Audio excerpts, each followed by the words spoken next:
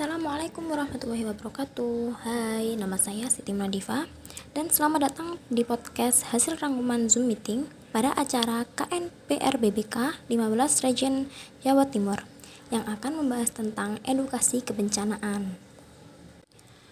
Kalau bicara tentang kebencanaan di Jawa Timur pasti tidak ada habisnya. Maka dari itu, di sini saya akan membahas hasil Zoom tentang edukasi bencana seperti 1. Menuju sekolah aman bencana melalui pendekatan inklusif dan mandiri. Dalam kegiatan pendekatan inklusif dan mandiri terdapat dua kegiatan, yaitu kegiatan YPAB. Kegiatan YPAB mencoba berkegiatan dengan teman-teman disabilitas yang memiliki tingkat risiko terdampak bencana yang lebih tinggi dibanding dengan non-disabilitas. Karena akses terhadap sarana dan prasarana mengenai edukasi dan perlengkapan kebencanaan juga terbatas. Seringkali penyandang disabilitas tidak berpartisipasi dalam pembuatan bencana dan ada persepsi bahwa mereka tidak bisa berperan aktif padahal mereka sangat berpotensi. Yang kedua yaitu perkenalan dan penilaian mandiri dalam program SPAB. Penilaian dilakukan dengan para guru dan administrasi sekolah, yaitu dengan mengisi kuesioner. Dari hasil kegiatan itu mendapat informasi yang harus dilakukan seperti 1. Penyusunan SOP, 2. Evaluasi struktur bangunan, yang ketiga infrastruktur yang bisa digunakan lebih baik. Kemudian dilanjut dengan kajian risiko partisipatif inklusif yang ada pemetaan potensi bahaya, kerentanan, dan risiko di sepanjang rute.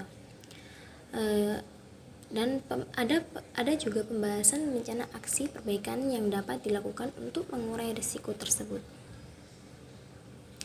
Serial pelatihan peningkatan kapasitas, ada juga yang berbasis kebutuhan dan permintaan sekolah, ada yang berdasarkan pada pemahaman kerentanan dan risiko bencana, dan ada juga macam pelatihan yang dilakukan di YPAB, seperti pelatihan cara berlindung dan mengajarkannya pada orang lain, pertolongan pertama, mengatasi kepanikan, dan penanggulangan kebakaran. Dilanjut, edukasi kedua yaitu Konferensi Nasional Pengelolaan Risiko Bencana Berbasis Komunitas.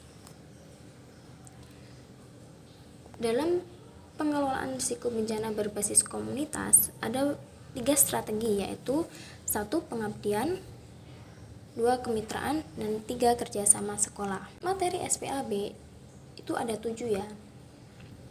1. Wawasan SPAB 3 pilar, 2. Kajian risiko bencana partisipatif, 3. Pembentukan tim siaga bencana sekolah, 4. Peta rambu dan titik kumpul, 5. Rencana aksi sekolah, 6. Pembuatan SOP kedaruratan, 7. Simulasi evakuasi. Dalam kegiatan tersebut pasti ada hambatan, yakni hambatannya belum tercapainya pembentukan sekber SPAB daerah dan kabupaten, dan program masih mengharapkan dari PBD provinsi dan kabupaten saja, belum banyak sekolah yang memprogram secara mandiri. Hasil evaluasi dari kegiatan tersebut yaitu kurangnya kemandirian pihak Kementerian Pendidikan dan stakeholder terkait dalam penerapan program SPAB. Ada juga harapan dari program tersebut,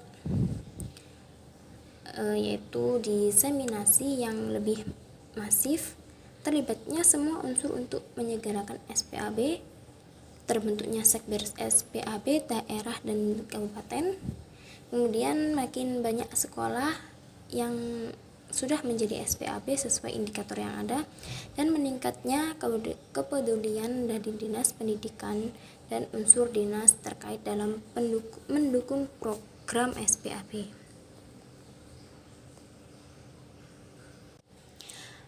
Dilanjut, edukasi bencana ketiga, yaitu pentingnya kader pertolongan pertama tentang lifting, moving, dan sinkop pada masyarakat rawan terjadi kecelakaan lalu lintas. Adanya kader pertolongan pertama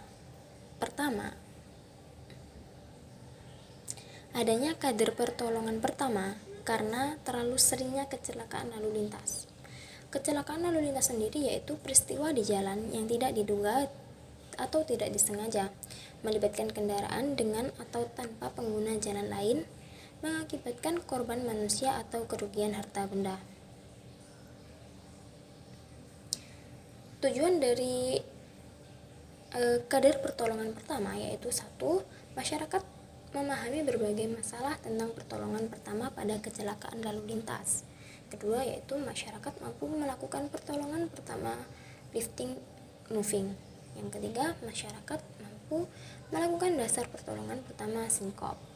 4. Masyarakat mampu melaksanakan rencana tindak lanjut setelah melakukan pertolongan pertama tentang lifting moving dan sinkop pada korban kecelakaan lalu lintas. Strategi pelaksanaan kegiatan kader pertolongan pertama yaitu strategi intervensi keperawatan komunitas, pengorganisasian dan proses kelompok, peran serta masyarakat, dan health promotion.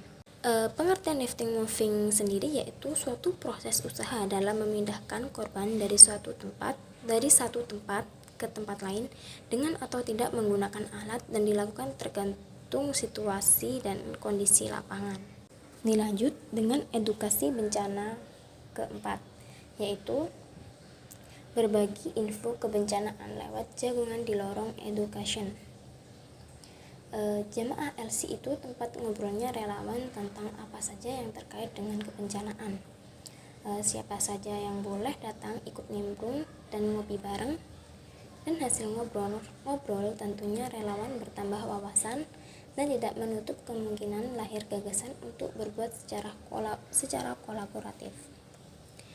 Beberapa giat hasil jagungan diantaranya yaitu bersih-bersih pantai, penanaman mangrove, sosialisasi kepada masyarakat sekitar, pelatihan pemadam kebakaran, diskusi daring tentang PPGD, terus traffic accident claim system, dan gerakan sodakoh nasi bungkus untuk duafa, peningkatan kapasitas relawan Kopdar, serta inisiasi pembentukan FPRB Kota Surabaya dan lainnya. Itu tadi sedikit penjelasan edukasi bencana hasil rangkuman saya pada podcast ini. Terima kasih. Wassalamualaikum warahmatullahi wabarakatuh.